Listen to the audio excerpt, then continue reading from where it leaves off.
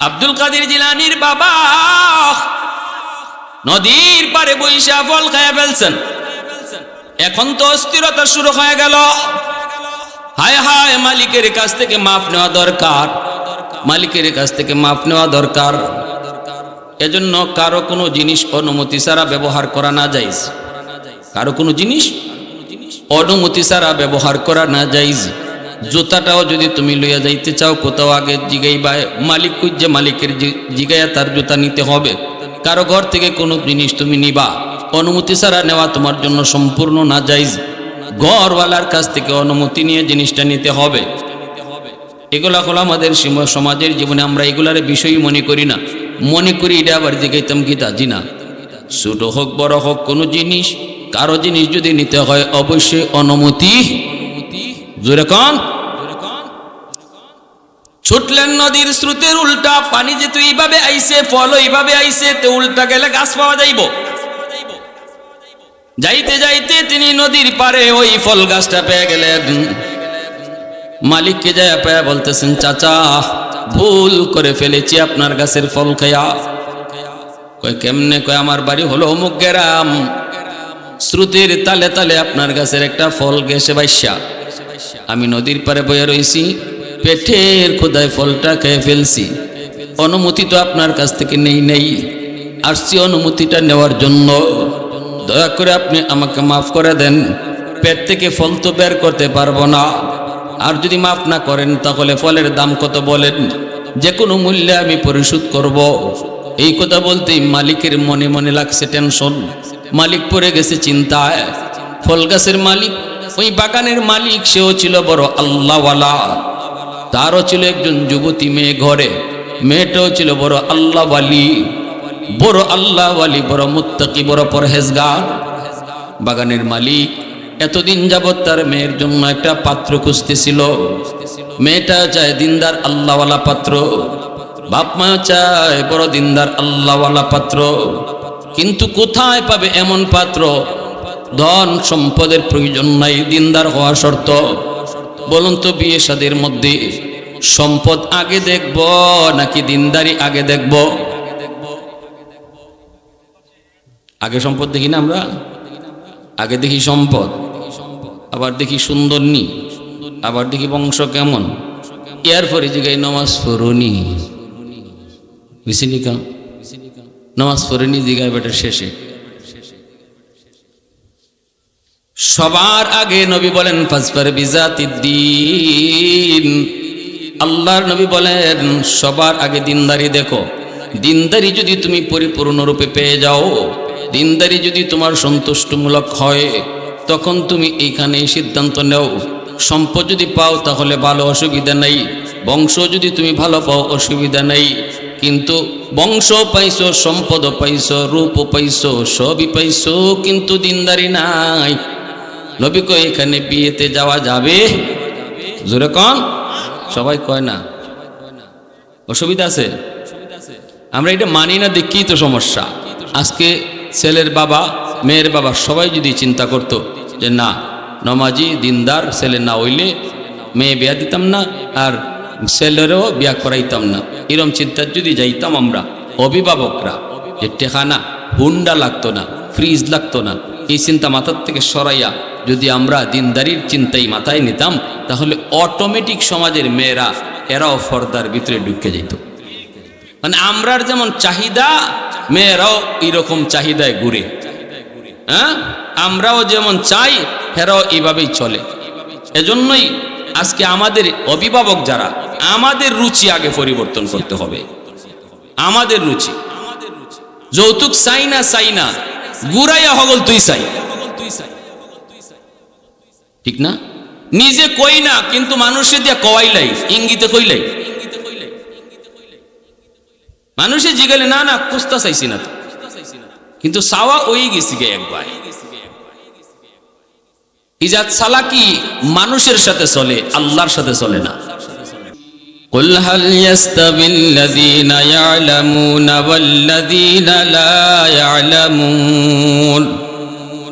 وقال رسول الله صلى الله عليه وسلم إنما بعثت معلما أو كما قال النبي عليه الصلاة والسلام اللهم صل على محمد وعلى آل محمد كما صليت على إبراهيم وعلى آل إبراهيم إنك حميد مجيد اللهم بارك على محمد وعلى آل محمد كما باركت على إبراهيم وعلى آل إبراهيم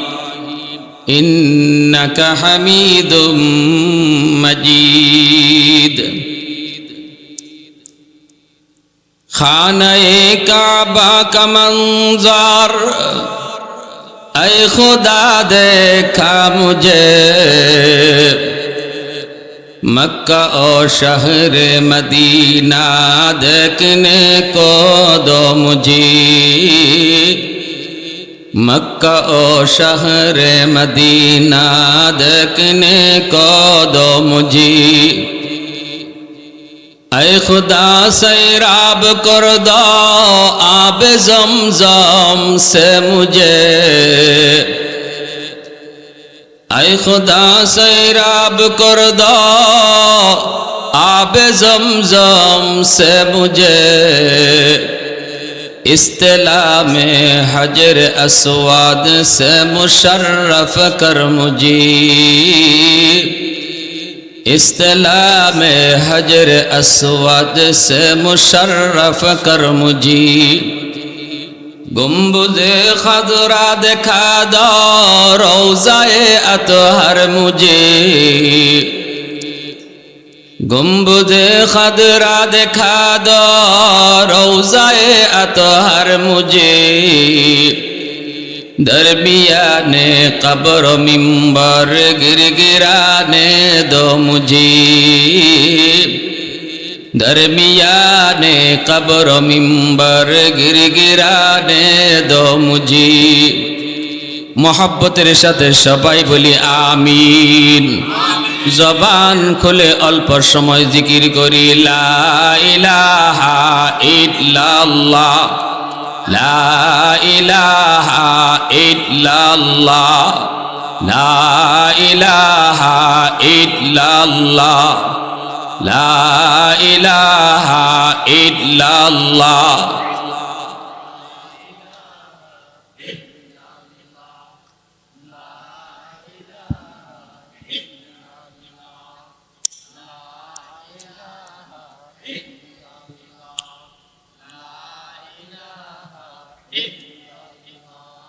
ला इलाहा इल्लल्लाह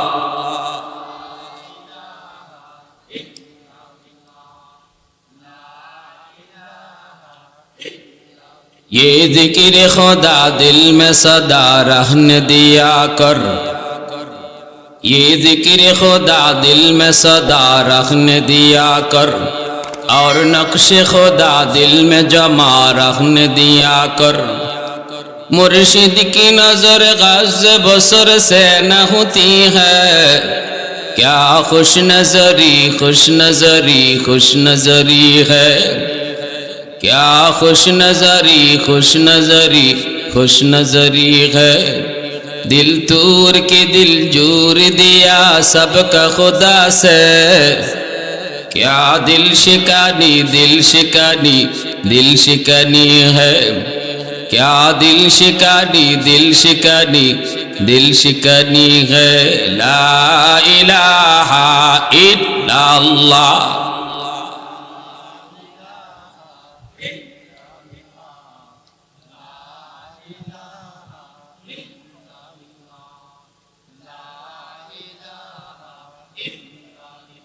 ला इलाहा इल्लल्लाह मुहम्मदुर रसूलुल्लाह जुरे शुरे बोले सल्लल्लाहु अलैहि वसल्लम হযরত আবু বকর রাদিয়াল্লাহু তাআলা আনহু তাহফিজুল কোরআন মাদ্রাসা তিকর মহল্লা কর্তৃক আয়োজিত আজকের ইসলামী মহাসম্মেলনের সম্মানিত সদর ইজলাস সভাপতি আলহাজ মাওলানা শেখ আব্দুল ওয়ালি সাহেব, সহ সভাপতি আলহাজ জিল্লুর রহমান সাহেব, উপস্থিত জাতির বিবেক উলামায়ে কেরাম, আমার আগে বয়ান পেশ করেছেন জননন্দিত মুফাসসিরে কোরআন হযরত মাওলানা শামসুল ইসলাম জমিরি, আরও বয়ান পেশ করেছেন হযরত মাওলানা আব্দুল হাই সাহেব, মাওলানা গুলাম কাদির সাহেব, উপস্থিত মুরব্বিয়ানে আযাম, কলিজার টুকরা যুবক, পর্দার আড়ালে পর্দানিশীন মা ও বোনেরা, আল্লাহ পাকের দরবারে হাজার কোটি শুকর যে মালিক আমাকে আপনাকে এই মুহূর্তে দুনিয়ার সমস্ত ব্যস্ততা থেকে মুক্ত করে শুধুমাত্র কেবলমাত্র আল্লাহ এবং আল্লাহর রাসূলের মহব্বত আর ভালোবাসা অন্তরে নিয়ে কোরআন হাদিসের মাহফিলে আসার বসার আলোচনা শোনার তৌফিক দিয়েছেন। এজন্য সবাই শুকরিয়াতান আওয়াজ করে কালিমাতুশ শুকুর বলি আলহামদুলিল্লাহ, আরো জোরে বলি আলহামদুলিল্লাহ।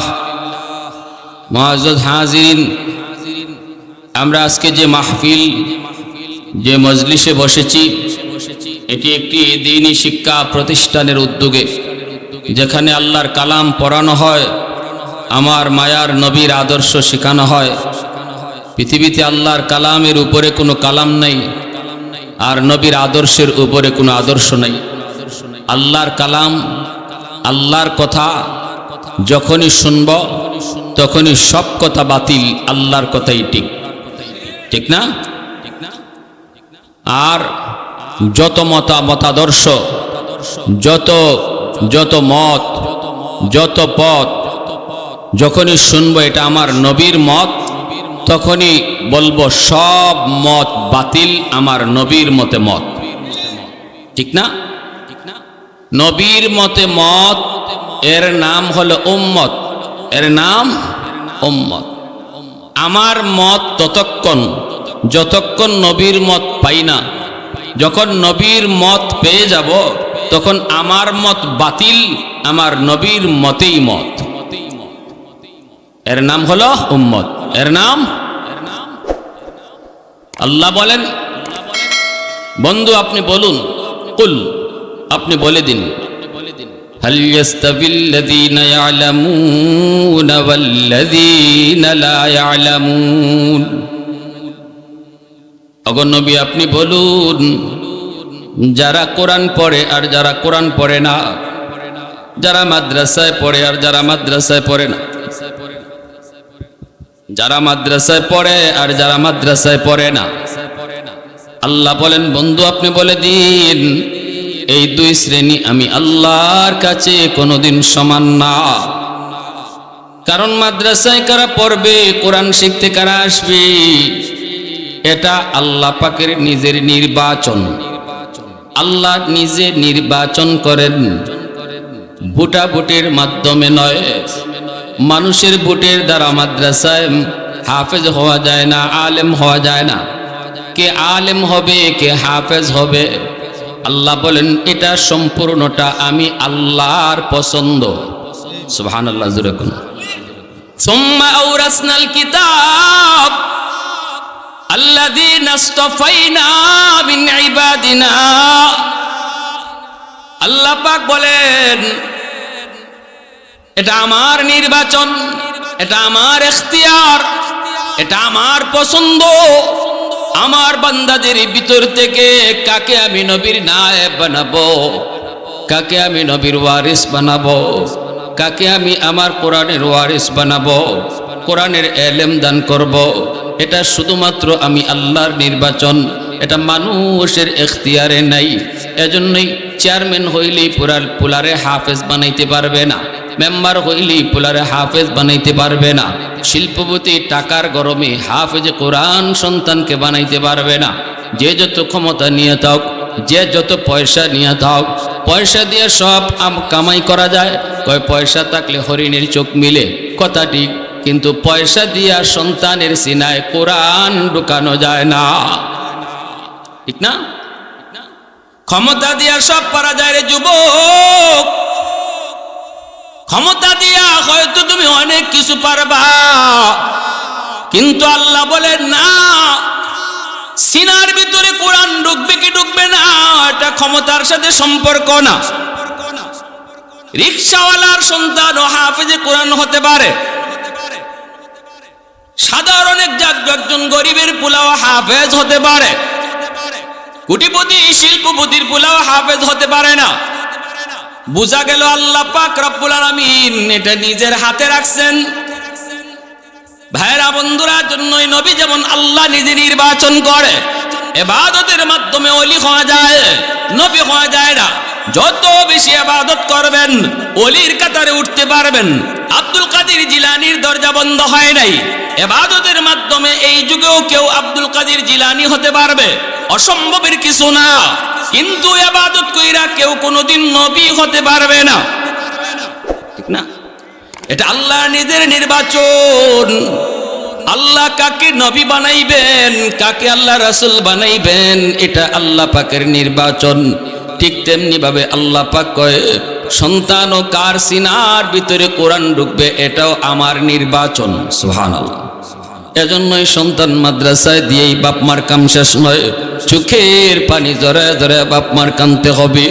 আল্লাহ, সন্তান তো হাফেজে কোরআন বানাইবার নিয়তে মাদ্রাসায় দিলাম, কিন্তু আমার কাম আমি করলাম, বাকি কাম হলো তোমার।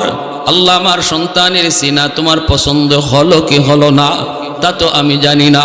চোখের পানি ফালায়া ফালায়া যত বেশি বাপ মায় কানব, তত সন্তানের সিনায় কোরআন সহজে ঢুকব। বুঝে আসছে? এটা কঠিন বিষয়, কঠিন সাবজেক্ট। এখানে পাওয়ার চলে না, টাকার গরম চলে না। এজন্যই বলতেছিলাম আল্লাহর কালাম আল্লাহ পাক রব্বুল আলামিন নিজে নির্বাচন করেন কাকে আল্লাহ হাফেজ বানাবেন, কাকে আলেম বানাবেন। এ ভাই, এজন্য আল্লাহ পাক কয় জানোনি, যারে আমি পছন্দ করে মাদ্রাসায় আনছি, যারে আমি আল্লাহ পছন্দ করে হাফেজ বানাইছি, যারে আমি আল্লাহ পছন্দ করে আলেম বানাইছি, তার মাঝে আর স্কুলের একটা ছেলের মাঝে, তার মাঝে আর ডাক্তারের মাঝে, তার মাঝে আর এমপির মাঝে, তার মাঝে আর ব্যারিস্টারের মাঝে তফাত রয়েছে। আল্লাহ পাক কয় না না, 19-20 তফাত নয়, আকাশ পাতাল তফাত রয়েছে। কারণ হলো মাদ্রাসার ছেলেটা কার কথা পড়ে, আল্লাহর কথা পড়ে, কার কথা শিখে, আল্লাহর কথা শিখে। আল্লাহর কালাম আর মানুষের কালাম, আল্লাহর কথা আর মানুষের কথার মধ্যে যেই পরিমাণ তফাত, মাদ্রাসার ছাত্র আর স্কুলের ছাত্রের মাঝে এই রকম তফাত। আল্লাহর কথা আর মানুষের কথা কি সমান? তফাতটা কি রকম? 19-20, আকাশ পাতাল। আকাশ, মানুষের কথা আল্লাহর কথার মধ্যে যদি তফাত হয় আকাশ পাতাল, মাদ্রাসার ছাত্র আর স্কুলের ছাত্রের মধ্যে তফাত আকাশ পাতাল। এজন্য ভাইরা, একটা স্কুলের ছাত্রের পিছনে শয়তান যতক্ষণ সময় দেয়, মাদ্রাসার ছাত্রের পিছনে ডাবল সময় দেয়। কারণ শয়তানের জীবনের সবচেয়ে বড় শয়তানি হলো, যদি একটা মাদ্রাসার ছাত্রকে মাদ্রাসার লাইন থেকে সরাইতে পারে, তাহলে শয়তানের জীবনের যত শয়তানি আছে এর মধ্যে সবচেয়ে বড় শয়তানি হইল এটা। এজন্যই মাদ্রাসার ছাত্র, এদের পিছনে শয়তান বেশি লাগে। কারণ হলো কোন রকম তাকে এই লাইন থেকে সরাইতে পারে কিনা, এটা আমাদের বুঝতে হবে। মাদ্রাসার ছাত্র এত দুষ্টামি করে কেন? মাদ্রাসার ছাত্র রাস্তা দিয়ে হাঁটলে যে সাগানো একটা লাত মারে কেন? মাদ্রাসার ছাত্র কোথাও গেলে পরে কেন কাছের পাতা ছিঁড়ে, কেন ফুল টান দিয়ে ছিঁড়ে, কাউকে দেখলে কেন একটা গুতা মারে? কারণ হলো তার পিছনে শয়তান যতক্ষণ সময় দেয়, আমার আপনার সন্তান স্কুলে আছে, তার পিছনে এতক্ষণ সময় দেয় না। স্কুলের ছাত্রকে চাবি দিয়া ছেড়ে দিছে, হ্যাঁ চলতেছে হের মতো। কিন্তু মাদ্রাসার ছাত্র সুযোগ খুঁজে শয়তানে কেমনে তার লাইন থেকে সরাইতে পারে। এই জন্য ইবলিসের সর্দার সমস্ত ইবলিসের কাছ থেকে রিপোর্ট নেয়। রিপোর্ট কয়, কত আজকে কেডায় কি পরিমাণ শয়তানি করছো? একজনে কয় আমি মাইল লাগাই দিছি, আরেকজনে কয় আমি এরকম তারে মিথ্যা কথা বলাইছি, আরেকজনে কয় আমি এরকম ঘর ভাঙ্গাইয়া দিছি, আরেকজনে কয় আমি এরকম। শয়তানে কিন্তু এরপরও খুশি না। একজন ওইটা কয়, উস্তাদ আমি এক মাদ্রাসার ছাত্ররে মাদ্রাসার লাইন থেকে হরাইয়া দিছি, সাথে সাথে ইবলিসে উঠে বুকে টান দিয়া কয়, তুই আমার প্রকৃত খলিফা, তোরই আমার দরকার, তোরই আমি আমার ক্ষমতাটা দিয়া যাই না। কামের কাম ইডই করছো, কামের কাম। এজন্য আমার ভাইরা, আব্দুল কাদের জিলানী গভীর রাত তাহাজ্জুদের সময় শয়তানে ডাকে, ও বড় পীর, আর তাহাজ্জুদের নামাজ পড়া লাগবে না, আমি আল্লাহ তোমার উপর খুশি হয়ে গেছি। গাইবি আওয়াজ, যেই পরিমাণ ইবাদত তুমি করো, তোমার আর ইবাদত করা লাগতো না, আমি আল্লাহ খুশি হয়ে গেছি। এরকম কোন একটা কথা যদি শেষ রাইতে আমরা সালের উপর থেকে শুনি, তাইলে পরের দিন বাজারও গিয়া, নাইলে এর পরের দিন ওই আমার বাড়ির লাল সালু লাগাইয়া এখানে উরুজ হয়ে যাব, ঠিক না? এলাকার মানুষও কইব বিশ্বাস পাইলিছি, আর হি বেটায় কইব আমি আব্দুল কাদের জিলানী, আমার সাথে আল্লাহ কথা কয়। আব্দুল কাদের জিলানী কয় আস্তাগফিরুল্লাহ, শয়তানে কয় আস্তাগফিরুল্লাহ বললা কেন, আমি আল্লাহ তো খুশি হইলাম, তুমি নারাজ হইছো কেন? শয়তান যখন এই কথা কয়, আব্দুল কাদের জিলানী কয় এটা আমার আল্লাহর কথা, ওই তুই পারে না। শয়তানে কয় কেন? আব্দুল কাদের জিলানী কয় আল্লাহ নিজে কয় ওয়াবুদ রাব্বাকা হাত্তা ইয়াতিয়াকাল ইয়াকিন। আল্লাহ তার নবীরে কয় বন্ধু মরণের আগ পর্যন্ত আমি আল্লাহর ইবাদত করো। যে আল্লাহ নবীরে কয় মরণের আগ পর্যন্ত ইবাদত করো, ওই আল্লাহ আমার মতো আব্দুল কাদের জিলানীরে ইবাদতের পেনশন দেয় কেমনে?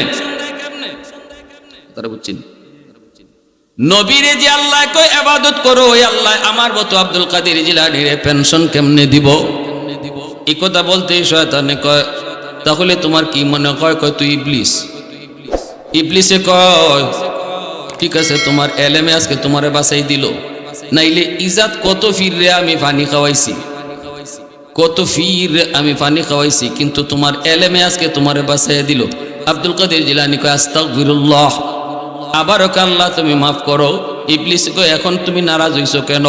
এখন তো তোমার নারাজির কোনো কথা কইছি না, আমি তো তোমার প্রশংসাই করলাম। আব্দুল কাদের জিলানী কয় আগেরটা থেকে এখন একটা আরো বড় সিরিয়াস।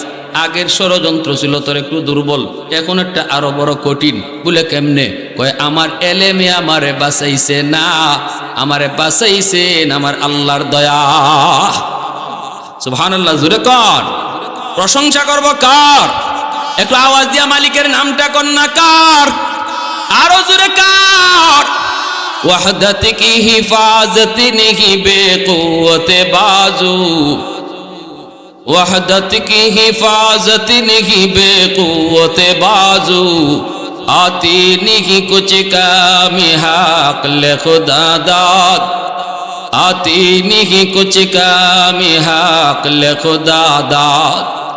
ऐ मर्द खुदा तुझको कुव्वत नहीं हासिल, जा बैठ किसी गार में अल्लाह को कर याद, जा बैठ किसी गार में अल्लाह को कर याद। ये सच है कि बातिल की तरफदार नहीं हम, गद्दार न समझो हमें गद्दार नहीं हम। फूलों की तरह नरम मिजाज अपना है नजर, हम तेरी नहीं नेज़ा व तलवार नहीं हम, हम तेरी नहीं नेज़ा व तलवार नहीं हम। आवाज দিয়া কোন আল্লাহু আকবার। এজন্য বলতেছিলাম আল্লাহ বলে বন্ধু কুল, আপনি বলুন হাল ইয়াস্তাবিল্লাযীনা ইয়ালামুন ওয়াল্লাযীনা লা ইয়ালামুন। ও বন্ধু আপনি বলে দিন, যেই বাচ্চাটা মাদ্রাসায় পড়ে তার মাঝে আর স্কুলের একটা বাচ্চার মাঝে অনেক তফাৎ। কারণ মাদ্রাসায় যে আসছে সে নিজে আসে নাই, আমি আল্লাহ পছন্দ করে তারে নিয়ে আসছি। হাজারো হাজারো বাচ্চাগুলির ভিতরে কোন বাচ্চাটারে আমি আল্লাহ পছন্দ করছি, তারে মাদ্রাসার জন্য নির্বাচন করছি। বলে দাও, বলে দাও। সমান নয়, সমান নয়, সমান নয়। এজন্যই ভাইরা মনে রাখবা, মাদ্রাসার একটা ছাত্র যদিও কিছু দুষ্টামি করে, এগুলো একটু মানায় নিবেন, এগুলো একটু ধৈর্য করে নিবেন। কারণ এই ছাত্রটা যদিও আমি দেখতেছি ছোট্ট, যদিও দেখি সে দুষ্টামি করে, কিন্তু আমার নবী কয় সে আল্লাহর কাছে এত প্রিয়, সে যখন হাঁটে তার পায়ের নিচে রহমতের ফেরেশতারা নূর বিছায় রাখে, পর বিছায় রাখে। ফেরেশতারা তাদের পাখা বিছায় রাখে, আর মাদ্রাসার ছাত্রটার ফেরেশতাদের পাখার উপরে ফাড়া দিয়ে হাঁটে। আমি দেখি না, আমি আপনি দেখি না, দেখি না, কিন্তু আল্লাহ পাক তার দাম কত বাড়ায় দিছে, কত বাড়ায় দিছে। মাদ্রাসার ছাত্রটা ঘর থেকে বের হয়েছে, এখনো ভর্তি হয় নাই, বাবা রওনা দিয়েছে, উদ্দেশ্য হলো তার মাদ্রাসায় যাওয়া, ভর্তি হওয়া, কোরআন শিক্ষা করা। ঘর থেকে মাদ্রাসায় ভর্তি হওয়ার নিয়তে বের হওয়া মাত্রই তার মর্যাদা আল্লাহর কাছে বেড়ে যায়। সুবহানাল্লাহ, তার মর্যাদা আল্লাহর কাছে বেড়ে যায়। আল্লাহ কয় ফেরেশতারা তোমরা ঘোষণা দাও, ঘোষণা দাও, দুনিয়াতে যদি কেউ জান্নাতি মানুষ দেখতে চাও তবে ওই ছাত্র আর তার বাপের দিকে তাকাও, যেই বাবা সন্তানকে হাতে ধরে মাদ্রাসার দিকে রওনা দিছে। সমাজ চলতেছে একদিকে, স্কুল কলেজের দিকে। কারণ হলো মাদ্রাসায় পড়লে পরে চাকরি পাবে না, মাদ্রাসায় পড়লে পরে না না সংসার চালাইতে পারবে না, রুজি রোজগার করতে পারবে না।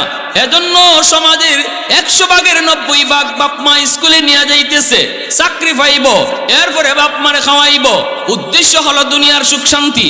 আর যেই বাবা সমাজের 190 জনের তালে তালে না চইলা একা একা মাদ্রাসার দিকে রওনা দিছে, কয় তুমি কইলিয়া যাও, কি শিখবো, কি পড়বো, কি খাইবো, কেমনে বউ ফেলবো? কয় আমি দুনিয়ার জন্য না গো, আমি সন্তান মাদ্রাসার দিকে রওনা দিছি আখিরাতের জন্য, আল্লাহর কাছে পাওয়ার জন্য।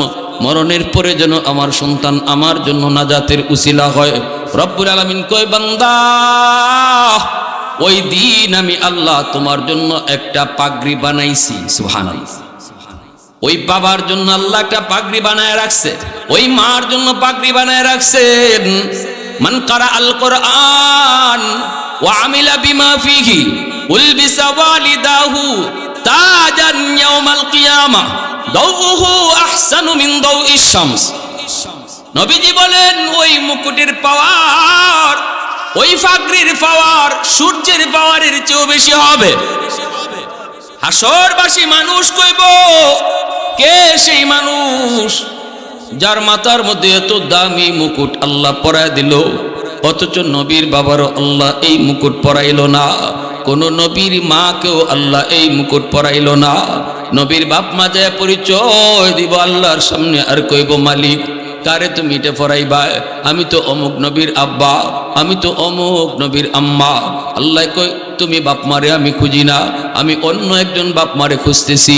সাথে সাথে একজন হাফেজের বাবা আয়া কইব আল্লাহ আমি তো অমুক হাফেজ সাহেবের আব্বা, আমি অমুক হাফেজের মা, অমুক আলেমের আব্বা, অমুক আলেমের মা। আল্লাহ বলবেন আজ হাসরের ময়দানে আমি আল্লাহ তোমাকেই খুঁজতেছি।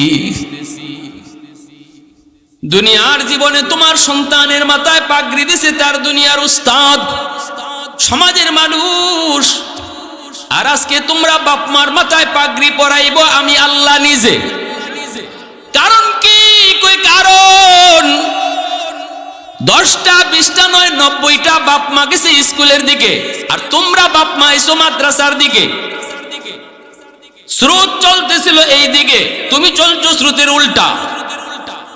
এই যে মুজাহাদার জিহাদ করছো, সমাজের কত মানুষ কত কথা তোমারে কইছে, ফুলারে মাদ্রাসায় দিও না, খাইবো কেমনে, চলবো কেমনে, ফুলাটার জীবন নষ্ট করো না। সমাজের কত মানুষ তোমারে কত কথা বলছে, সব কথাগুলি কান থেকে ঝাড়ায়া আমি আল্লাহকে খুশি কইরা তুমি যখন মাদ্রাসার দিকে রওনা দিছো, ওই দিন আমি আল্লাহ তোমার উপরে খুশি হইয়া ওই দিনই তোমার জন্য মুকুট আর পাগড়ি বানায় রাখছি। দুনিয়ায় তোমার সন্তানের পাগড়ি দিব মানুষ, আর হাসরের মাঠে তোমরা বাপ মার মাথায় পাগড়ি দিব আমি আল্লাহ। সুবহানাল্লাহ। একটু জোরে আওয়াজ দিয়া কন্যা, আর একটু জোরে কন্যা সুবহানাল্লাহ। এজন্য একজন হাফেজের বাবা ও বাবা, তুমিও বাবা, তুমিও বাবা, একজন আলেমের মা ও মা, তুমিও মা। মাগো একটু কি আফসোস হয় না? একজন হাফেজের মা হওয়ার কি আফসোস তোমার হয় না? দুনিয়ার হায়াতের জীবন বেশি দিন নয়, আজ আর নয় কাল, সবাইকে পাড়ি দেওয়া লাগবে রে যুবক। কিন্তু যদি সন্তানকে আলেম হাফেজ বানায় যাও, তাহলে এই সন্তানের উসিলায় আল্লাহ হাসরের মাঠে সম্মানী বানায় দিব, ঠিক না? সন্তানের উসিলা। আব্দুল কাদের জিলানী, মা কেমন মা কেমন বাবা। বাবা নদীর পাড়ে দাঁড়ায় রইছেন, একটা ফল পানিতে বাইসা যাইতেছে, ফলটা দেখে পেটের ক্ষুধায় তিনি খেয়ে ফেললেন। খাওয়ার পরে হুশ হইছে, ঘটনা কি, আমি কেমনে খাইলাম, এই ফল কোন গাছের মালিক কেডা, অনুমতি ছাড়া আমি তার ফল খাইলাম, এটা তো আমার জন্য ঠিক হয় নাই। হায় হায়, এখন কি করি, পেটের ভিতর থেকে ফল বাইর করবো কেমনে? আমরা তো আম গাছের নিচে আম ফাইলি হইছে, এটা মালিক কেডা করার দরকার নাই, যে পাইছে ওই মালিক। জি না, গাছের মালিক যে, গাছ থেকে ফল মাটিতে পড়লে সেও মালিক থাকে, ওই মালিকই মালিক থাকে, যে পাইছে হে মালিক হয় না। আপনি যদি আমটা খাইতে হয় মালিকের কাছে নিয়ে দিয়া দেন, কইবেন চাচা আপনার কাছে একটা আম পাইছি, নেন আপনার আমটা নেন। গাছের মালিক মানুষের বাচ্চা হলে নিজে আমটা নিত না, তোমারই আবার ফিরাই দিব, তখন 100% যাইজ, ঠিক না? হে কইব বেটা কত মানুষে গাছ থেকে ইটাইয়া আম খায়, কোনোদিন কেউ জিগাইল না, আর তুমি গাছ থেকে পড়ছে আম, এই আম লই আমার বাড়িতে আইসো, বাবা তুমি খাও। আব্দুল কাদের জিলানীর বাবা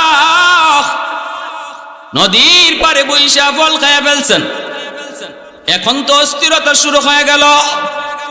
হায় হায়, মালিকের কাছ থেকে মাপ নেওয়া দরকার, মালিকের কাছ থেকে মাপ নেওয়া দরকার। এজন্য কারো কোনো জিনিস অনুমতি ছাড়া ব্যবহার করা না যাইজ, কারো কোনো জিনিস অনুমতি ছাড়া ব্যবহার করা না যাইজ। জুতাটাও যদি তুমি লইয়া যাইতে চাও কোথাও, আগে জিগাইবা মালিক খুঁজে, মালিকের জিগাইয়া তার জুতা নিতে হবে। কারো ঘর থেকে কোনো জিনিস তুমি নিবা, অনুমতি ছাড়া নেওয়া তোমার জন্য সম্পূর্ণ না যাইজ। ঘরওয়ালার কাছ থেকে অনুমতি নিয়ে জিনিসটা নিতে হবে। এগুলা হলো আমাদের সমাজের জীবনে, আমরা এগুলার বিষয়ই মনে করি না, মনে করি এটা আবার জিগাইতাম গীতা। জি না, ছোট হোক বড় হোক কোনো জিনিস, কারো জিনিস যদি নিতে হয় অবশ্যই অনুমতি। জোরে কন, ছুটলেন নদীর স্রোতের উল্টা, পানি যেহেতু এইভাবে আইছে, ফল এইভাবে আইছে, তো উল্টা গেলে গাছ পাওয়া যাইব। যাইতে যাইতে তিনি নদীর পারে ওই ফল গাছটা পেয়ে গেলেন। মালিককে যায় পেয়ে বলতেছেন, চাচা ভুল করে ফেলেছি আপনার গাছের ফল খায়া। কয় কেমনে? কয় আমার বাড়ি হলো অমুক গ্রাম, স্রোতের তালে তালে আপনার গাছের একটা ফল গেছে বাইসা, আমি নদীর পারে বইয়া রইছি, পেটের ক্ষুধায় ফলটা খেয়ে ফেলছি, অনুমতি তো আপনার কাছ থেকে নেই, আসছি অনুমতিটা নেওয়ার জন্য, দয়া করে আপনি আমাকে মাফ করে দেন, পেট থেকে ফল তো বের করতে পারবো না, আর যদি মাফ না করেন তাহলে ফলের দাম কত বলেন, যে কোনো মূল্যে আমি পরিশোধ করব। এই কথা বলতেই মালিকের মনে মনে লাগছে টেনশন, মালিক পড়ে গেছে চিন্তায়। ফল গাছের মালিক, ওই বাগানের মালিক, সেও ছিল বড় আল্লাহওয়ালা, তারও ছিল একজন যুবতী মেয়ে ঘরে, মেয়েটাও ছিল বড় আল্লাহওয়ালি, বড় আল্লাহওয়ালি, বড় মুত্তাকি, বড় পরহেজগার। বাগানের মালিক এতদিন যাবৎ তার মেয়ের জন্য একটা পাত্র খুঁজতেছিল, মেয়েটা চায় দিনদার আল্লাহওয়ালা পাত্র, বাপ মাও চায় বড় দিনদার আল্লাহওয়ালা পাত্র, কিন্তু কোথায় পাবে এমন পাত্র? ধন সম্পদের প্রয়োজন নাই, দিনদার হওয়া শর্ত। বলুন তো বিয়ে শাদীর মধ্যে সম্পদ আগে দেখব নাকি দিনদারি আগে দেখব? আগে সম্পদ দেখি না আমরা, আগে দেখি সম্পদ, আবার দেখি সুন্দর নি, আবার দেখি বংশ কেমন, এরপরে জিগাই নামাজ পড়নি, বিসিনিকা নামাজ পড়েনি জিগায় বেটার শেষে। সবার আগে নবী বলেন ফাজফার বিজাতিদ্দিন, আল্লাহর নবী বলেন সবার আগে দিনদারি দেখো। দিনদারি যদি তুমি পরিপূর্ণরূপে পেয়ে যাও, দিনদারি যদি তোমার সন্তুষ্টমূলক হয়, তখন তুমি এইখানে সিদ্ধান্ত নেও। সম্পদ যদি পাও তাহলে ভালো, অসুবিধা নেই, বংশ যদি তুমি ভালো পাও অসুবিধা নেই, কিন্তু বংশ পাইছো, সম্পদ পাইছো, রূপ পাইছো, সবই পাইছো, কিন্তু দিনদারি নাই। নবী কয় এখানে বিয়েতে যাওয়া যাবে? জোরে কন। সবাই কয় না। অসুবিধা আছে? আমরা এটা মানি না, দেখি তো সমস্যা। আজকে ছেলের বাবা, মেয়ের বাবা সবাই যদি চিন্তা করতো যে না, নমাজি দিনদার ছেলে না হইলে মেয়ে বিয়া দিতাম না, আর ছেলেরও বিয়া করাইতাম না, এরম চিন্তার যদি যাইতাম আমরা অভিভাবকরা, যে টেখানা হুন্ডা লাগতো না, ফ্রিজ লাগতো না, এই চিন্তা মাথার থেকে সরাইয়া যদি আমরা দিনদারির চিন্তাই মাথায় নিতাম, তাহলে অটোমেটিক সমাজের মেয়েরা এরাও পর্দার ভিতরে ঢুকে যেত। মানে আমরার যেমন চাহিদা, মেয়েরাও এরকম চাহিদায় ঘুরে। হ্যাঁ, আমরাও যেমন চাই, এরাও এইভাবেই চলে। এজন্যই আজকে আমাদের অভিভাবক যারা, আমাদের রুচি আগে পরিবর্তন করতে হবে। আমাদের রুচি, যৌতুক চাই না চাই না, গুড়াইয়া হগল তুই চাই, ঠিক না? নিজে কই না, কিন্তু মানুষে দিয়া কওয়াইলাই, ইঙ্গিতে কইলাই।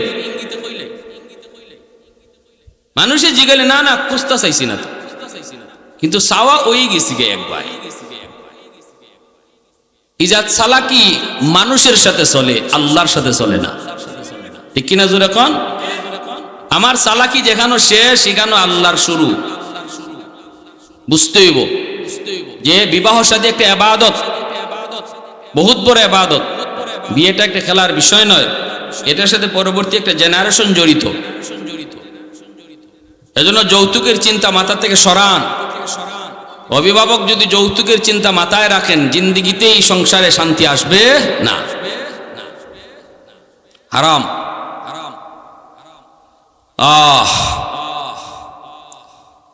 আমার ভাইয়েরা বন্ধুরা জন্য বলছিলাম, আব্দুল কাদের জিলানীর বাবা তিনি বলতেছেন, চাচা আমারে ফলটা মাপ দিবেননি, খাইলিছি তো কি করবো এখন, আর নাকি এর কোনো বদলা দেওয়া লাগবে? সাথে সাথে ওই অবস্থায় ফলের মালিক বলতেছে, বাগানের মালিক বলতেছে, না মাফও দিমু না, টাকাও নিব না, তবে বদলা চাইমু। ওই কি বদলা? কয়েকটু তুমি বসো। বসায় রাইখা বাগানের মালিক বিবির কাছে যায় পরামর্শ করছি, বিবি গো, ও বিবি, দীর্ঘদিন যাবৎ তুমি আমি শুধু খুঁজতেছি মেয়েটার জন্য একটা উপযুক্ত পাত্র। মেয়ে যদি দিনদার হয়, ছেলে যদি বেনামাজি হয়, তাহলে ওই বেনামাজি ছেলে নামাজি মেয়েটার মূল্যায়ন বুঝবে না, ঠিক না নি? পর্দানিসীন কোন মেয়ে বেফরদার ফ্যামিলিতে বিয়া দিয়েন না, কারণ বেফরদা ফ্যামিলিতে গেলে পরে ওই ফ্যামিলি তার পর্দার মূল্য বুঝবে না। গেলে পরে একদম এরার সমাজে তালে তালে ভাসাই দিব। যদি 10 জনের সাথে বইয়া না খায়, কইব আনসুসাল, সামাজিকতা বুঝে না, বাপ মা কিছু শিখাইছে না, এইভাবে কইয়া তারে আরো নেগলেক্ট করব। পর্দা কি জিনিস বুঝে না। এজন্য নিজে যদি বুঝেন যে নিজে পর্দা মান্য চলেন, মেয়েটাও পর্দা করে, তাহলে এই মেয়েটারে সম্পদ দেখিয়া আর সরকারি চাকরিজীবী ফুলা ফাইলে বিয়া দিয়েন না। একটু চিন্তা করেন, আমার মেয়েটা পর্দা করে, অতএব তার জন্য আরেকটা পর্দাওয়ালা ছেলে দরকার, ঠিক কিনা? যেন এটা মূল্যায়ন বুঝে। আমার শ্বশুরে যখন আমার কাছে বিয়া দিন, আমাদের ফ্যামিলি তো সবাই জানেন আপনারা, জেনারেল ফ্যামিলি, ভাই বোন আত্মীয় স্বজন সবাই সে ইংরেজি শিক্ষিত, আমি একলাই শুধু মাদ্রাসায়। আমার শ্বশুরে যখন বিয়া দিন, তখন কিন্তু যারা মধ্যস্থতা করছেন, মখলিসুর রহমান শাহ হুজুর আসইন, কাটকালি হুজুর আসইন, তারা 2 জনে বেশি করছেন। এ শ্বশুরে এক কথাই কইছেন, আমি যে ছেলে পছন্দ হয়েছে, কিন্তু ফ্যামিলি তো জেনারেল শিক্ষিত, আমার মেয়েটারে নিয়ে যদি কয় 10 জনের সাথে বইয়া খাওয়ান লাগবো ডাইনিং টেবিলও, কিন্তু আমার সব শেষ। যে ফ্যামিলিতে একজন আলেম, বাকিরা সব জেনারেল শিক্ষিত, এদের ভিতরে দিনের বুঝ আছে কিনা, যারা স্কুল কলেজে পড়তেছে বা যারা সরকারি চাকরি করতেছে, তাদের মধ্যে দিনেরই বুঝটা আছে কিনা, এটা আগে আমার বুঝতে হবে। এই দিকটা দিয়ে যখন তিনি প্লাস পয়েন্ট পাইছেন, যে তখন রাজি হয়েছে। এই জন্য আমার ভাই মাসুম, এখন তো সচিব, আইন মন্ত্রণালয় আইন উপদেষ্টা আসিফ নজরুলের একান্ত সচিব, এবারে ছোট ভাই কোনো দিন একসাথে বইয়া বাবের লিয়া খায় নাই। হয়তো আমি তাদের সাথে খাই লিছি আর মেয়েরা মহিলারা আলাদা খাইছে, এরা ওইভাবে মান্য নিছে। এজন্যই শরীয়ত কয় সবসময় বিয়ে শাদীর ক্ষেত্রে কুফু মিলাইও। কুফু আমি কোন স্তরে আছি স্তরটা বুঝে বিয়ে শাদীতে যাই। আবার অর্থ সম্পদের দিক দিয়েও কুফু মিলাইও। আমি আমার সম্পদের ক্যাটাগরি কিরকম এটা বুঝা আমার মেয়েটাকে বিয়ে দিব। যতই একজনে চাপাচাপি করুক, কোটিপতির পোলা, আমি একজন সাধারণ ফ্যামিলির একটা মেয়ে, এখান থেকে সে তার পছন্দ হয়েছে নিতে পারে, কিন্তু শরীয়ত কিন্তু এখানে বাধা দেয়। এতটা তফাৎ যেখানে তাকে এখানে বিয়ে শাদীতে জড়াইও না, মিল রেখে বিয়ে শাদী। তাহলে আশা করা যায় যে মেয়েটা শান্তি পাবে, তারে কোটা দিবে না, গরিবের ভুরি কইতো না, তারে এই কইতো না হেই কইতো না। কারণ আবেগ বেশি দিন থাকে না। সংসার জীবনে কিছু টুকটাক ঝগড়া হয়নি না হয় না। হ্যাঁ, আল্লাহ নবীর সাথে হইছে নবীর বিবিদের। আমাদের আয়েশা সিদ্দিকা রাদিয়াল্লাহু তাআলা আনহার সাথে নবীজি লেগে গেছি গা। আল্লাহর নবী বলতেছেন আয়েশা ঝগড়া করো না। কত কত আদরের বিবি, কিন্তু একটু বাজাবাজি হয়ে গেছে। আল্লাহ রসুল কয় আয়েশা তুমি ঠিক নাকি আমি বেঠিক এটা আমি কইলো তুমি এখন মানতায় না, তোমারটাও আমি মানতাম না, চলো বিচারক আনি। বিচারক আম্মাজান আয়েশা বলেন তাহলে বিচারক কে হইব? নবী কয় তুমি কও কে বিচারক হইতো? তোমার আব্বারে আনলে হইবনি। আম্মাজান আয়েশা সিদ্দিকা রাদিয়াল্লাহু তাআলা আনহার আব্বা কেডা? আবু বকর। মাতো কাঁদে, খালি হুজুররা কইলে তো হইতো না, এটা তো আপনারা দুই একটা জানন লাগবে। এটা যদি দুই একটা না জানেন তো শরম নু। আবু বকর সিদ্দিক রাদিয়াল্লাহু তাআলা আনহুর মেয়ে হইলেন আম্মাজান আয়েশা সিদ্দিকা রাদিয়াল্লাহু তাআলা। আবু বকর সিদ্দিক নবীজির সাহাবী, ঠিক না? আবার নবীর বন্ধু, ওনার মেয়ে আম্মাজান আয়েশা রাসূলের পবিত্র বিবি। তাহলে আবু বকর সিদ্দিক রাদিয়াল্লাহু তাআলা আনহুর মেয়েও নবীর বিবি, হযরত উমরের মেয়েও নবীর আরেকজন বিবি। এই যে চারজন খলিফা আবু বকর, ওমর, ওসমান, আলী, এই চারজন খলিফা না নবীর। এই চারজন খলিফার মধ্যে বড় দুইজন নবীজির শ্বশুর আর ফুরু দুইজন নবীজির জামাই, অর্থাৎ উসমান আর আলী এরা নবীর জামাই, মানে নবী তার মেয়ে বিয়া দিছেন এই দুইজনের কাছে, আর বড় দুইজনের মেয়ের নবী বিয়া করছেন। তো আবু বকর সিদ্দিক রাদিয়াল্লাহু তাআলা আনহু নবীজির সাহাবী, আবার নবীর বন্ধু, বাল্য বন্ধু। আল্লাহ নবী কইতেছেন আয়েশা তুমি আমার সাথে ঝগড়া করো না, তোমার আব্বারে বিচারক হিসাবে আনি, দেখি কাটটা ঠিক, তুমি ঠিক না আমি ঠিক। আম্মাজান আয়েশা বলেন ঠিক আছে আব্বারে আনেন। কারণ মেয়েরা মনে মনে ভাবতেছে মানে আব্বা আইলে তো আমার আব্বা আমার পক্ষেই মাতবো, বুঝছেন নি আপনারা? আল্লাহ নবী আবু বকর সিদ্দিক রাদিয়াল্লাহু তাআলা আনহুকে ডাকলেন। নবীজির দরবারে আসার পর নবী বলেন আবু বকর আয়েশার সাথে আমার একটা বিষয় একটু ঝামেলা হইছে, তুমি বিচার করবা, তুমি বিচার করবা। বিচারক হিসাবে আয়েশা তোমারও মানছে, তোমারে মানছে, আমিও মানছি। এইবার বিচারক দাঁড়ায় আছেন আর নবী বলতেছেন আয়েশা তুমি কও। বাদী দুই পক্ষে বিচারক স্টেটমেন্ট দিতে হইব না? হ্যাঁ, আমরা বিচার আসার স্টেটমেন্ট শুনি না। বাবা তুমি তোমার যা কথা আছে কও, এবার থেকে কও। নবী কইতেছে আয়েশা তুমি কও, আর আম্মাজান কয় আপনি ওই কইন, তবে যা কইবেন সত্য কইয়েন। ওই লাগাই দিছেন বেশ। যেই মাত্র কইছেন যা কইবেন সত্য কইয়েন, সাথে সাথে আবু বকর সিদ্দিক রাদিয়াল্লাহু তাআলা আনহুর রক্ত পা থেকে মাথায় উঠে গেছে বিচারকের, যে আমার নবীরে আমার মেয়ে এই কথা কি কইল, যে আপনি যা কইয়েন সত্য কইয়েন। আমার রসুলের জীবনে যেখানে মিশা কইছেন না, কাফিররা পর্যন্ত আমার রসুলের সত্যবাদী কইছে, আজকে আমার মেয়ে রসুলের গড় আইয়া আমার সামনে কয় যে আপনি যা কইয়েন সত্য কইয়েন। সিদ্দিকে আকবর আর ঠিক থাকতে পারলেন না, কের বিচার গিয়া ওই এমন জোরে এক চর মারছেন আম্মাজানকে। নবীজি দাঁড়ানো, চরটা দিয়াই কন কি কইলি, আমার রসুল কি তুই কি কইলি? ওই চর খায় আম্মাজান ঘুরাইয়া নবীজির পিছনে আইসা আল্লাহ নবীর কোমর জড়াইয়া বলতেছেন, নবী গো আপনি আমারে বাঁচান, ইয়া রাসূলুল্লাহ আমার ভুল হয়েছে আমাকে বাঁচান। আবু বকর আবারও মারতে যায়, নবী বলে আবু বকর থামো, আবু বকর থামো, তোমাকে মারতে আনি নাই, বিচার করতে আনছি। আল্লাহু আকবার জোরে কোন। আমরা হইলে কইতাম মারো, আরো মারো না, কিন্তু আল্লাহ নবী কয় আবু বকর মারতে আনি নাই, বিচার করতে আনছি, সাবধান দাঁড়ায় থাকো আর হাত উঠাইবা না। নবীজির পিছনে আয়েশা আম্মাজান এইভাবে কাঁপতেছেন ডরায়া, বাবাকে ডরায়া তিনি কাঁপতেছেন। ওই অবস্থায় আবু বকর সিদ্দিক তিনি চলে গেলেন, ঘর থেকে বের হয়ে তিনি বাহিরে চলে গেলেন। আল্লাহ নবী এইবার ঘুরে দাঁড়াইলেন, আম্মাজানকে বুকে টান দিয়া কপালে চুমু খায়া নবীজি মুস্কি হাইসা বলতেছেন, আয়েশা আজকে আমি না থাকলে তোমার আব্বায় তোমারে মাইরেই ফেলাইতো। আম্মাজান এইবার নবীজি বুকের মধ্যে মাথা রেখে চোখ দিয়া টপ টপ করে পানি পড়ে আর বলতেছেন, ইয়া রাসূলুল্লাহ আমি চরম ভুল করে ফেলেছি গো নবী, সব ভুল হলো আমার ভুল, দয়া করে আপনি আমাকে মাফ করে দেন।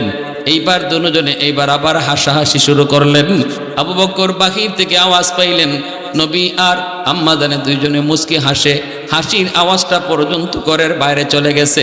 সিদ্দিক আকবর আবার ঘরে আসলেন, আয়েশা বলতেছেন এটা কি জাত বিচার, এখন দিয়ে হাসি শুরু হয়েছে, এটা মাইরি কি জাত, জগ্রই কি জাত বুঝলাম।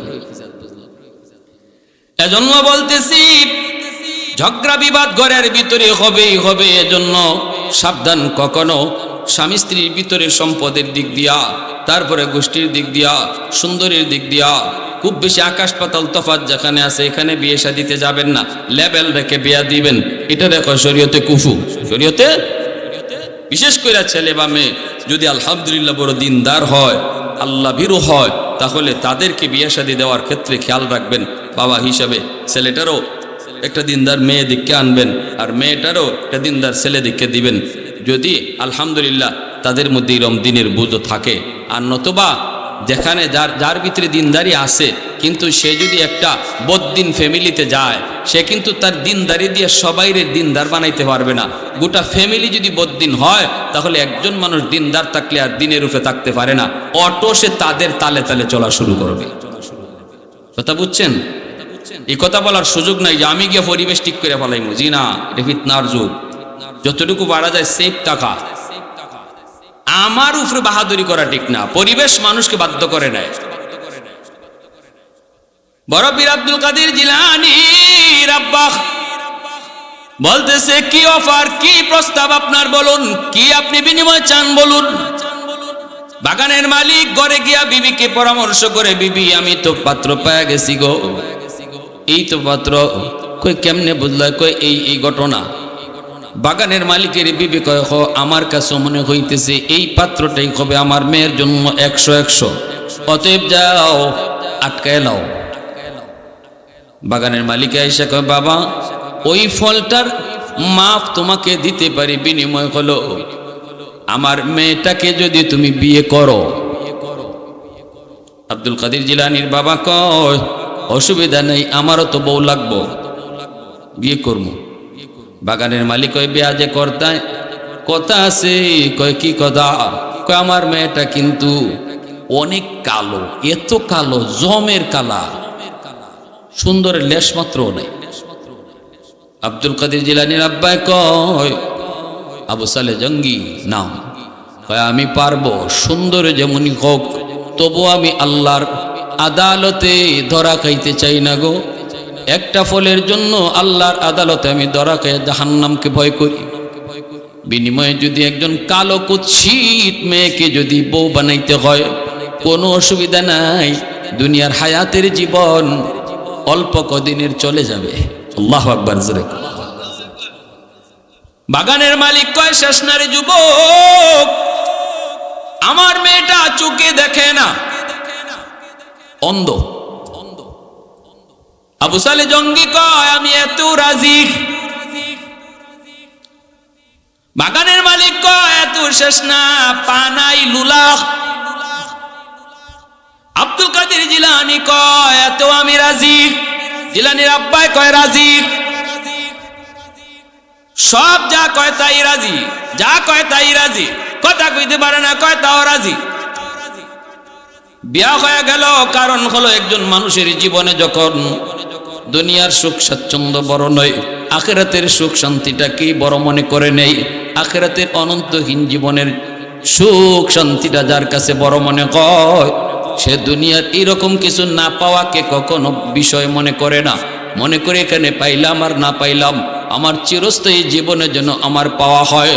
ওয়ালাকুম ফিহা মা তাশতাহি আনফুসুকুম ওয়ালাকুম ফিহা মা তাদউন নুজুলাম মিন গফুরির রহিম। এজন্য আল্লাহ পাক কয় জান্নাতে তুমি যা চাইবা তাই তো তোমাকে দেওয়া হবে। মনে মনে শুধু তুমি ভাববা, তাও তোমার সামনে হাজির করে দেওয়া হবে। আল্লাহু আকবার, জোরে কোন। জান্নাতীদের চোখের সামনে আল্লাহ হাজির করে দিবে। মনে মনে যা চাইছে তাও হাজির করে দিবে। এমন জীবন হলো জান্নাতের জীবন, যেই জীবনে মরণটাকে আল্লাহ দুম্বার আকারে জবাই করে দিবেন। আর বলবেন জান্নাতীরা আর কোনোদিন মরণের ভয় তোমাদের নাই, অনন্তকাল তোমরা সুখ স্বাচ্ছন্দ্যে থাকো। যেই মানুষটার দিলের ভিতরে অনন্তকাল জান্নাতের সুখ শান্তির নেশা, সে দুনিয়ার অল্প কিছু না পাইলেও বিষয়ে মনে করে না। মনে করে ৬০-৭০ বছরের হায়াত এই এমনি এমনি যাইবুগা, এখানে আর কে রে তো আরামা এসে চিন্তা করতাম, থাক লাগবো না, আল্লাহ যদি আমার আখেরাতে সুখ দিয়া দেয়। এই আবু সালে জঙ্গি কয় ওক লুলা, ওক কানা, ওক বুবা, যা কইবেন আপনি, তবুও বিনিময়ে একটা ফলের দাবি থেকে মুক্ত হতে চাই। সুবহানাল্লাহ বিহামদিহি সুবহানাল্লাহ। বিয়ে হয়ে গেল, বাসর ঘরে গিয়ে ঢুকছেন, ঢুকিয়া দেখেন আল্লাহু আকবার, বাসর ঘরে বোয়া পূর্ণিমার চাঁদের চেয়েও সুন্দর একটা মেয়ে ফুটে রয়েছে, একদম জলমল করতেছে। কাছে যাওয়া মাত্রই মেয়েটা কয় আসসালামু আলাইকুম ওয়া রাহমাতুল্লাহ। অবাক হয়ে গেলেন, শুনেছি কালো কিন্তু চেহারা তো সুন্দর, আবার শুনেছি বুবা, কথা কইতে পারে না, সালাম দেয় কেমনে? তাকাইলো তো হরিণীর মতো চোখ, শুনলাম চোখ নাই, অন্ধ, কিন্তু তাকাইলো কেমনে? আবার পাও দেখা যায়, শুনলাম লোলা। আবু সালে জঙ্গি মনে করেছেন না না, হয়তো আমি ভুল করে অন্য কোনো মেয়ের ঘরে ঢুকে গেছি, অথবা অন্য কোনো মেয়ে ভুলে এখানে চলে আসছি। দূর দিয়ে তিনি ঘর থেকে বের হয়ে গেলেন। যাইয়েই শ্বশুরকে ডাক দিয়ে বলেন আব্বাজান ভুল হয়ে গেছে, কই আমারে কোন রুমে যাইতে বলেন? বলেন এই রুমে তো আমার বিবি না, অন্য কেউ বসা। কই কেমনে বুঝলা? কই অনেক সুন্দর তার চেহারা, চোখও তার আছে, কথাও কইতে পারে, সে তো আমার বউ না। আপনি যা শুনাইছেন তার কোনো কিছুই তো তার মধ্যে নাই, সব দিক দিয়েই সে পারফেক্ট, সে তো হতেই পারে না। হয়তো আমি ভুল করেছি, নয়তো আপনারা কোনো ভুল করেছেন। আব্দুল কাদের জিলানীর আব্বা যখন এই কথা বললেন, বাগানের মালিক কয় না বাবা, আমরাও ভুল করি নাই, তুমিও ভুল করো নাই। যা দেখছো ঠিকই দেখছো, এটাই তোমার বিবি, এটাই আমার মেয়ে। কয় তাহলে চোখ নাই? কয় চোখ নাই এর অর্থ হলো চোখে কোনোদিন বেগানা পুরুষ দেখে নাই, এজন্য বলছি অন্ধ। পা নাই, কয় কোনোদিন পর্দার বাহিরে যায় নাই, এজন্য বলছি পা নাই। কথা বলতে পারে না, কথা তো কইল, কয় এর অর্থ হলো বেগানা পুরুষের সাথে কথা কয় নাই, তাই বলছি বুবা। এইভাবে ব্যাখ্যা দেওয়ার পর তিনি বুঝলেন। ভাইরা বন্ধুরা, এবার একটু বলুন, এবার একটু বলুন, মা বাবা এমন ছিল বিদায় তাদের পেট থেকে জগৎ বিখ্যাত আল্লাহর ওলি আব্দুল কাদের জিলানী বের হয়েছে। এজন্য বলি যুবক, একটু দিলটারে নরম করো। সন্তান কিন্তু টাকা কামাই করে খাওয়ানোর জন্য জন্ম দেয় না, এটা উদ্দেশ্য হতে পারে না। উদ্দেশ্য নেও সন্তান যেন আমার আখেরাতের ফুজি হয়, আখেরাতের ফুজি হয়। সন্তানটারে যদি মাদ্রাসায় পড়াও, মাদ্রাসায় নিয়ে আও, হাফেজ বানাও, আলেম বানাও, একদিন আমি দুনিয়ায় থাকবো না। আমার সন্তান সাকরাতের সময় পাশে বৈশা যখন সূরা ইয়াসিন পড়বে, আল্লাহ পাক রব্বুল আলামিন সন্তানের ইয়াসিন পড়ার বদৌলতে মরণের কষ্ট আল্লাহ মাফ করে দিবে। কবরের পাশে যায় যখন সূরা ইয়াসিন পড়বে, কবরের আযাব আল্লাহ মাফ করে দিবে। আমি কবরে শুয়ে থাকবো, গুনার কারণে হয়তো শাস্তি ভোগ করব। সন্তান যখন কবরের উপরে তেলাওয়াত করবে, আল্লাহ পাক আযাবের ফেরেশতারে ডাক দিয়া কয়, এই আযাবের ফেরেশতারা আযাব বন্ধ কর।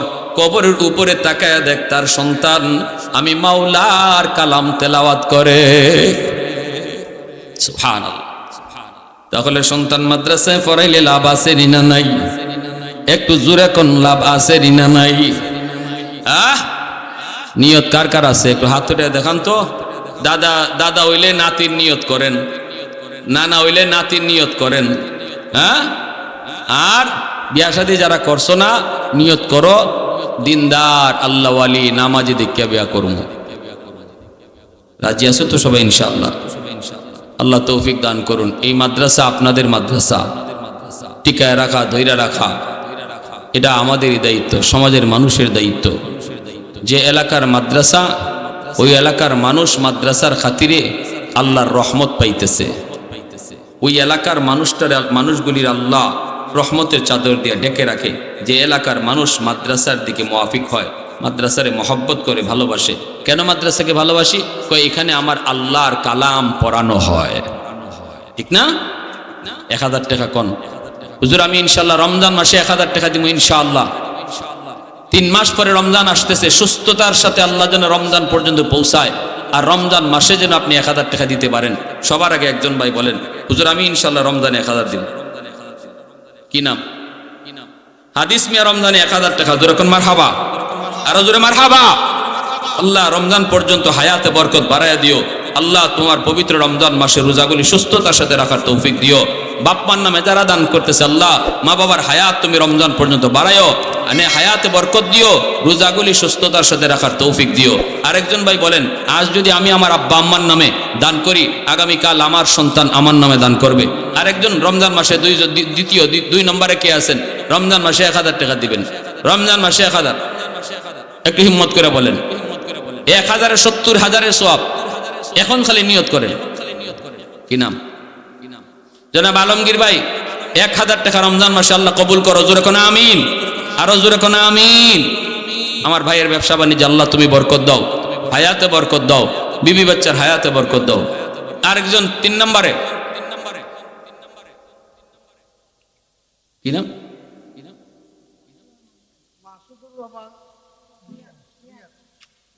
মাসুদুর রহমান রিয়াদ, 1000 টাকা আল্লাহ কবুল করো, আল্লাহ জানে মালে বরকত দান করো। আমিন ইয়া রাব্বাল আলামিন। দাদা দাদির রুহের মাগফিরাতের জন্য আল্লাহ দাদা দাদির কবরে দানের খবর তুমি নগদ পৌঁছাও। আমিন ইয়া রাব্বাল আলামিন। আর কেউ? কি নাম? হাফেজ ফয়সাল সাহেব, 1000 টাকা। মারহাবা কোন? আল্লাহ কবুল করো, মঞ্জুর করো, আল্লাহ জানে মালে বরকত দান করো। আমিন ইয়া রাব্বাল আলামিন। কেউ বাদ যায় না। আগে যদি 500-1000 লেখাইও থাকেন, রমজান মাসে দিবেন এই নিয়তে আবার লেখান, আল্লাহ যেন 1000-এ 70,000-এর সওয়াব দেয়। আমি আপনি লেখানোর কাম, তৌফিক দিবেন কে? আল্লাহ। বলেন আরেকজন ভাই, রমজান মাসে 1000, রমজান মাসে 1000 টাকা, পবিত্র রমজান মাসে 1000। জনাব সোনাউল্লাহ সাহেব, পবিত্র রমজান মাসে 1000, আল্লাহ কবুল করো। জোরে কোন আমিন। আরেকজন ভাই, আরেকজন বলেন, রমজান মাসে 1000 টাকা, পবিত্র রমজান মাসে 1000 টাকা দিবেন। আরো 3 মাস 4 মাস বাকি আছে। বলেন, হিম্মত করে বলেন। কি নাম?